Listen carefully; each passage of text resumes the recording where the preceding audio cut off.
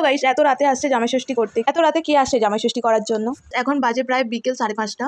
আমার মা এখন রান্না করছে, কারণ আমাদের খাওয়া দাওয়ার প্ল্যানিং সব রাতে। মা এখন মাটন রান্না করছে, আমি সেটাই তোমাদের সাথে শেয়ার করব। মা প্রথমে কড়াইতে গোটা গরম মশলা, তেজপাতা একটু লাল লাল হওয়ার পরে দিয়ে দিয়েছিল পেঁয়াজ কুচি। পেঁয়াজটাকে লাল লাল করে ভেজে নেবে। এদিকে মায়ের 3 রকম ভাজা হয়ে গেছিল, আলু ভাজা, বেগুন ভাজা আর পটল ভাজা। এদিকে পেঁয়াজটা লাল লাল করে ভাজতে দিয়ে মা ওদিকে চাটু বসিয়ে মায়ের সিক্রেট মশলা বানিয়ে নিচ্ছিল। মশলাটাকে তাওয়ায় সেঁকে নিয়ে এখন মা গুঁড়ো করে নিচ্ছিল। পেঁয়াজটা আধ ভাজা হতে মা তখন রসুনটা দিয়ে দিল। রসুনটা দিয়ে ভালো করে ভেজে নিচ্ছিল। রসুন আর পেঁয়াজটাকে ভালো করে কষিয়ে নেওয়ার পরে টমেটো, কাঁচা লঙ্কা, আদা বাটা সব দিয়ে দিয়েছে। এবারে সবটা দিয়ে ভালো করে কষাবে। তারপর স্বাদ মতন লবণ দিয়ে দিয়েছে।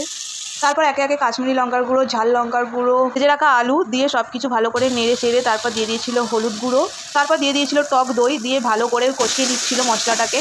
মশলা কষানো আমাদের প্রায় কমপ্লিট। হালকা করে ভাপিয়ে রাখা মাটনটাকে এবারে দিয়ে একটুখানি কষিয়ে নিয়ে প্রেসার কুকারের মধ্যে দিয়ে দিয়েছে। 15 থেকে 20 মিনিট এটা দমে থাকবে। যেহেতু মাটনটা কষা কষা হবে, তাই জন্য মাটনে আর জল দেয়নি। মাটন ভাপানোর সময় যতটুকুনি জল ছিল সেই জলটুকুনি দিয়েছে, আর জল দেবে না এক্সট্রা করে। তার জন্য এত আয়োজন, সেই এসে পৌঁছাচ্ছে না। এখন বাজে প্রায় 7:45। এখন দেখা পাওয়া গেল এনার।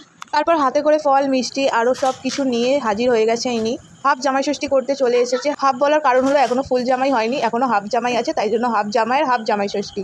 এসে বলছে তুমি একটু সাজনি কেন, তুমি তো ভিডিও করবে। আমি বললাম আমি সাজতে মাজতে পারবো না, আমি যেমন আছি তেমনই ভিডিও করবো। তারপরে ও আসতে না আসতে মা এদিকে ফল মিষ্টি দিয়ে থালা সাজানো শুরু করে দিয়েছে। আর সুন্দর করে ওকে সাজিয়ে গুছিয়ে খেতে দিয়ে দিয়েছে। বলছে বাবা এত কিছু খাবো কি করে। তারপর বলার পরে মুখ ভর্তি হাসি, মুখে যেন হাসি আর ধরে না।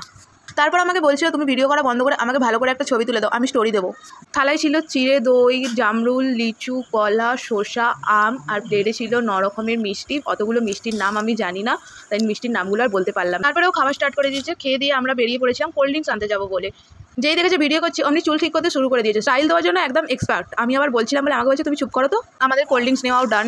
বাড়ি আসতে না আসতে দেখি মা ভাতের থালা সাজানো আবার শুরু করে দিয়েছে। বাটিতে সব তরকারিপত্র তোলা কমপ্লিট হয়ে গেছে। মাটনের কালারটা কি দারুণ এসছে দেখো গাইস। তারপর মা আবার ওকে সাজিয়ে গুছিয়ে সুন্দর করে খেতে দিয়ে দিচ্ছে। আবার দেখে বলছে বাবা আমি অত খাবো কি করে, এই তো খেয়ে গেলাম। প্রথমে ছিল স্যালাড, ডাল, চিংড়ি মাছের তরকারি, মাটন, চাটনি, পাঁপড়, মিষ্টি, কোল্ড ড্রিঙ্কস, আর থালায় ছিল আলু ভাজা, পটল ভাজা আর ভাত। তারপর আবার মুখ টুক মুছে বলছে আবার ভালো করে ফটো তুলে দেওয়ার একটা। তারপর ও খাওয়া শুরু করে দিয়েছে, ওর সাথে আমিও খেতে বসে পড়েছি। মটনটা দারুণ হয়েছিল, না খুব গলে গেছিল না খুব শক্ত ছিল, জাস্ট মুখে দিলে ওয়াও লাগছিল। একটু মাটন একটু আলু দিয়ে জাস্ট বাইটটা দারুণ ছিল। আমি আমার ভিডিও করছিলাম বলে তখন আমাকে বলছিল এদিকে ভিডিও করো, দেখো মাটনটা ঝরে ঝরে পড়ছে, এই ভিডিওটা তো করবে নাকি। আমাদের খাওয়া দাওয়া প্রায় শেষের পথে। আজকের মতন ভিডিওটা এখানেই শেষ করলাম। দেখা হবে আবার নেক্সট ভিডিওতে। জামাই ষষ্ঠী কার কেমন কাটলো অবশ্যই কমেন্টে জানিও। এখনকার মতন বাই বাই, টাটা।